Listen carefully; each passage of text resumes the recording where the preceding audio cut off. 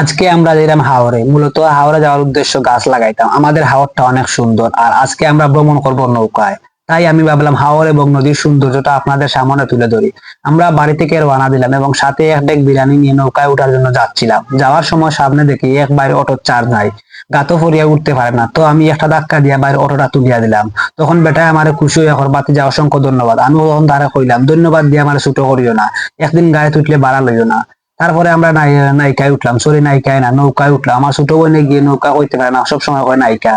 এখন আমার মুখেও নায়িকা আছে। তারপরে নৌকায় স্টার্ট দিল রিমনে। তো আজকের আকাশটা খুব সুন্দর। আকাশে মেঘের দিকে তাকালে মনে হয় যেন এক রাশি শান্তি অনুভব করছি।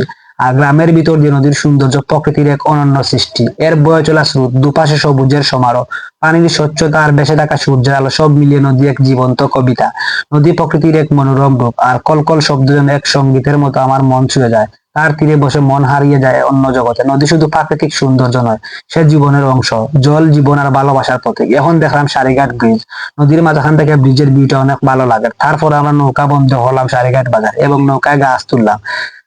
তারপর আবার নৌকা স্টার্ট দিলাম। এই জায়গাটা অনেক সুন্দর, গাছপালায় ভরা এক খণ্ড সবুজ জমি, যেন ছোট্ট একটা স্বর্গ।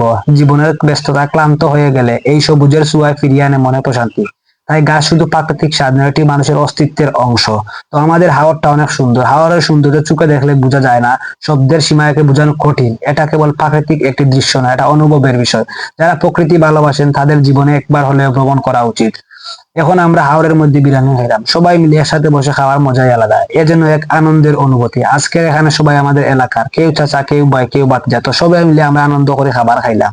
আর বিশেষ করে আমাদের হাওরের ভিউটা অনেক সুন্দর। তারপর আমরা গাছ লাগালাম, যদিও এই ফুটেজটা দিতে পারিনি, ফোন অফ হয়ে গেছিল। আর যদি আমরা একটি করে গাছ লাগাই, আগামী প্রজন্ম পাবে একটি শ্বাস নেওয়ার মতো সুন্দর পৃথিবী। চলুন আমরা সবাই মিলে শপথ করি প্রতি বছর অত্যন্ত একটি গাছ লাগাবো।